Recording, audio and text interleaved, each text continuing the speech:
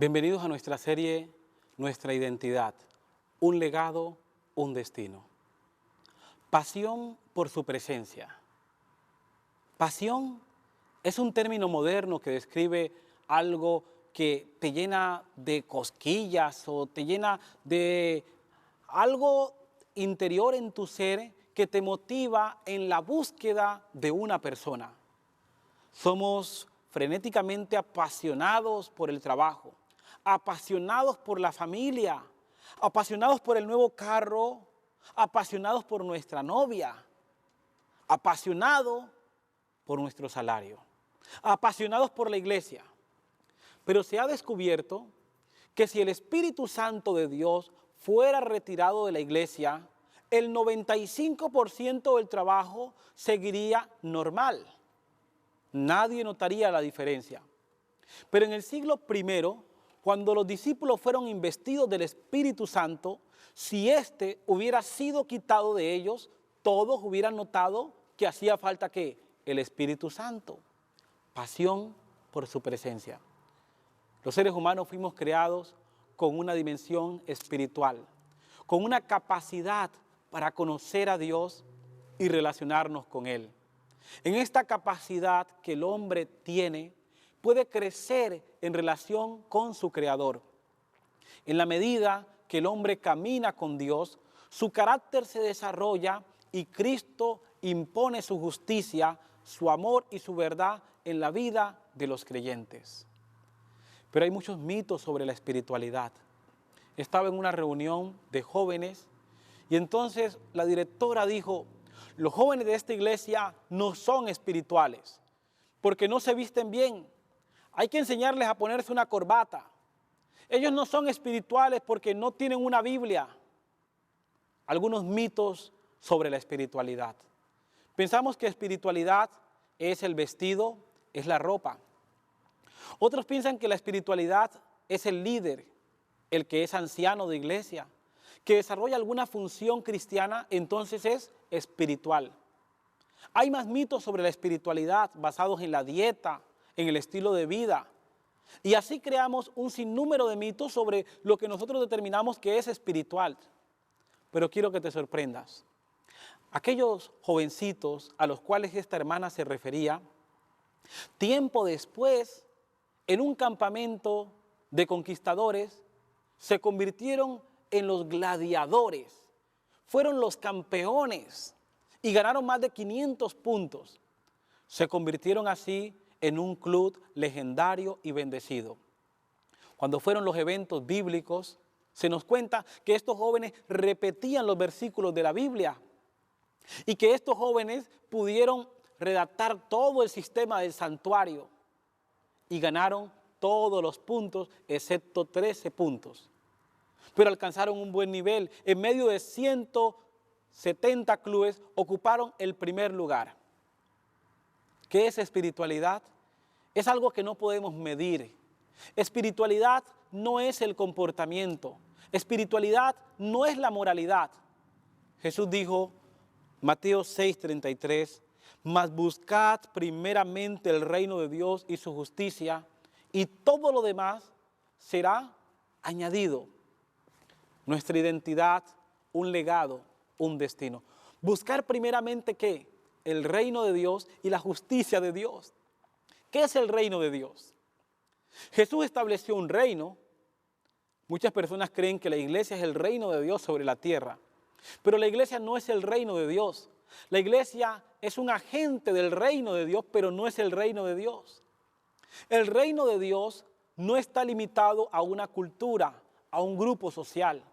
El reino de Dios es universal. Jesús dijo, el reino de Dios se ha manifestado y está aquí entre vosotros. Por otro lado, el reino de Dios tiene unas reglas para los súbditos de su gobierno. Pero el reino de Dios va más allá porque es un reino presente de gracia y un reino futuro de gloria. Entonces, buscad primeramente el reino de Dios. Jesús nos enseñó a orar que venga sea que tu reino.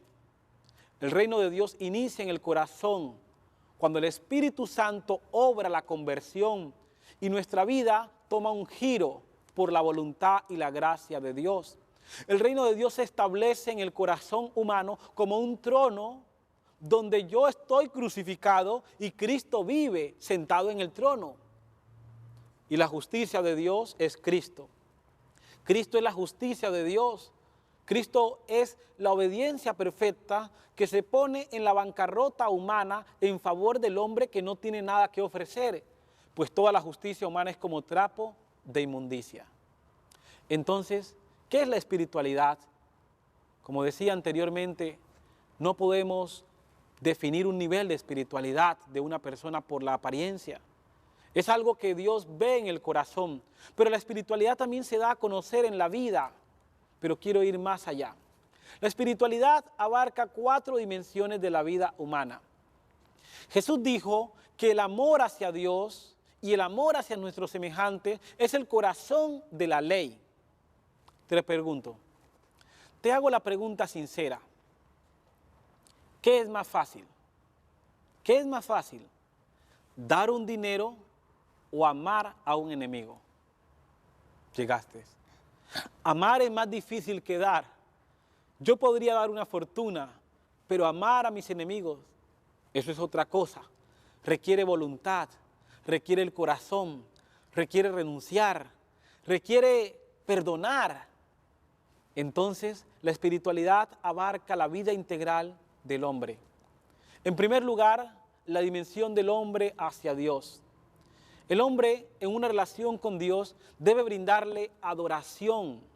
Adoración por lo que Dios es y por lo que ha hecho, porque sostiene la creación. Adoración a Dios en los buenos tiempos y en las tormentas de la vida. Adoración a Dios en todo tiempo. Un reconocimiento de que la vida está centrada y sometida a Dios. No es posible vivir la vida sin Dios. Demasiadas veces cometemos errores que acaban destruyendo nuestra paz interior. El sentimiento de culpa viene cuando nos apartamos de esa presencia de Dios y vivimos a la sombra de nuestras propias luces encendidas. ¿Te has dado cuenta?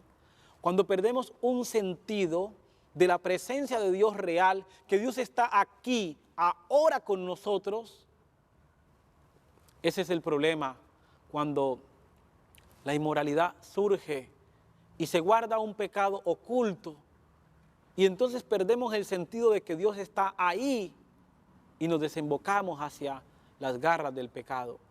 La espiritualidad tiene que ver con una dimensión de adoración al Creador, una vida de alabanza, una vida de entrega completa a nuestro Creador. La espiritualidad, en primer lugar, es relación con el Creador. Pero la espiritualidad avanza.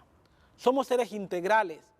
Si solo nos quedamos en una dimensión y decimos espiritual, ya soy espiritual por lo que he visto, por lo que como, y no tenemos buenas relaciones interpersonales, entonces hemos fallado.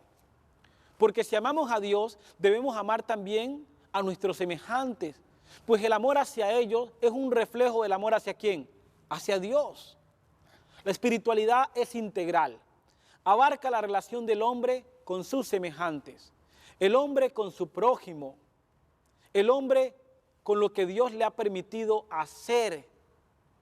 Tener una familia, tener unos hijos, ser buen padre, ser buen hermano. La espiritualidad abarca esto. Por otro lado, la espiritualidad tiene que ver con una relación correcta con nosotros mismos. ¿Cómo nos relacionamos con nosotros mismos? ¿Somos obedientes? ¿Estamos creciendo en la gracia? Multitudes estamos dando vueltas y vueltas alrededor de nosotros mismos. Estamos dando vueltas alrededor de las promesas de Dios. Tenemos que crecer. Nuestra identidad, un legado, un destino, nos invita a tener pasión para crecer. La espiritualidad significa que el hombre puede tener una relación renovada con sus semejantes y consigo mismo. Consigo mismo en el uso de la capacidad que Dios le ha dado. Dios te ha dado talentos para ministrar. Dios te ha dado habilidades para su obra, para su servicio. Significa que una espiritualidad saludable te permite desarrollar el potencial, la capacidad que Dios te dio para tu servicio. ¿Eres líder? ¿Qué tipo de líder? ¿Un líder espiritual? Un líder espiritual es aquel que reconoce que la prioridad en su vida es Dios, luego su familia, después la iglesia. Pero hay veces estamos tan ocupados, hay que hacer, en todos los lugares hay que hacer, y no hay tiempo para el Señor que nos mandó a hacer. No podemos escuchar al dueño del trabajo, pero salimos desesperadamente a hacer el trabajo del dueño y terminamos haciendo el trabajo que no nos dijo y acabando lo que no nos pidió que acabara. Y finalmente nos vemos frustrados y decimos, Dios, ¿por qué me castigas? ¿Dónde estás? Pero perdimos el sentido de la espiritualidad. Pensamos solamente que era hacer y nos olvidamos que era relación con Dios, con nuestros semejantes, con los talentos que nos ha dado. Espiritualidad es también una relación con los recursos económicos que Dios nos ha dado. Hoy por hoy predominan muchas filosofías y casi siempre está el desequilibrio fatal y están los extremos que siempre son peligrosos. Un extremo es decir, bueno, vivimos en un mundo donde todos tenemos que trabajar y Dios tiene mucha gente que tiene mucho dinero, así que yo no voy a contribuir en mi servicio a la obra de Dios sobre la tierra. Por varias razones personales yo no lo voy a hacer. El otro extremo es pensar que cada vez que damos Dios nos tiene que prosperar. Y lo que surge ahora es la teología de la prosperidad. Recuerdo una mujer que se me acercó en una campaña y me pidió, pastor, ore por mí. Yo le dije, claro, vamos a orar. Entonces ella me dijo, pastor, pero antes de que ore, ¿cuánto tengo que pagarle? ¿Pagarme para orar? Sí, pastor, ¿cuánto hay que dar aquí para que Dios me haga el milagro? La visité al día siguiente y me contó su tragedia. Había asistido a una iglesia y en esa iglesia le habían dicho que para que Dios le hiciera un milagro, ella tenía que hacer un sacrificio. Y el sacrificio no era dejar de hacer algo, sino dar algo. ¿Cuánto va a dar usted? Ella era una mujer de dinero, así que sacó su billetera y dijo, yo quiero que Dios me traiga a mi esposo y voy a dar esta cantidad de dinero. Entonces el pastor dijo, vamos a orar para ver qué podemos hacer por eso. Por un lado está los que abusan y está el evangelio de la prosperidad. Pero si reconocemos que el sentido de dar no está basado en lo que nosotros hacemos, sino en lo que Dios hizo. Yo no doy para que Dios me dé, yo doy porque Dios me ha dado, porque solo cuando abro la mano, Dios la puede llenar.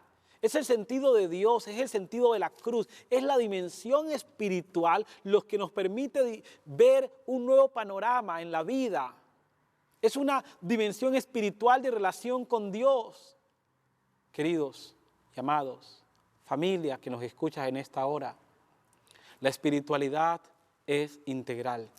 No podemos pretender ser espirituales mientras descuidamos el hogar, los talentos y los recursos que Dios nos ha dado. Debe despertarse una pasión por la presencia de Dios. Si algo me enseña a mí el Antiguo Testamento, es que todos estos hombres que no vieron el cumplimiento de la venida del Mesías, vivían en una pasión por la presencia de Dios. Abraham caminó con Dios y Dios lo llevó a alturas en su relación y en su carácter que Abraham no llegó a imaginar nunca antes. Abraham llegó a confiar en las promesas que Dios le hizo, se convirtió en el padre de la fe y cuando Dios le pidió a su único hijo, Abraham levantó el cuchillo para sacrificar al muchacho. Moisés, su vida fue una vida de pasión por una presencia que no se apagó. Moisés recibe un llamado de Dios, Moisés camina con Dios en una dimensión espiritual integral, relación con Dios y relación con sus semejantes, con los recursos que Dios le ha dado. Esa sed de Moisés allá en el monte Sinaí. Fue una sed que no se apagó. La vida de Moisés es trascendente porque Moisés, a diferencia de otros, recibe una revelación de Dios y camina con Dios. Y finalmente Moisés muere, pero Dios lo resucita. La pasión de Daniel por la presencia de Dios, la pasión de todos ellos amaban estar en la presencia de Dios. Hoy estamos muy ocupados, tenemos mucho que hacer. Vivimos en una sociedad que se mueve a pasos agigantados. El mundo era antes una bola, era un globo, pero ahora el mundo se ha convertido en una pequeña ciudad. En pocos segundos podemos tener informes y noticias de lo que ocurre al otro lado del mundo. La tecnología ha avanzado. Hemos creado carros y aviones. Podemos estar en un lugar en pocas horas, pero hemos perdido una dimensión y una presencia y una sed de Dios. Hay muchos obstáculos que nos hemos creado. El tiempo, no tengo tiempo ahora, estoy apurado, tengo que hacer en la iglesia, tengo que hacer y hacer y hacer. Pero una pasión por la presencia de Dios nos va a llevar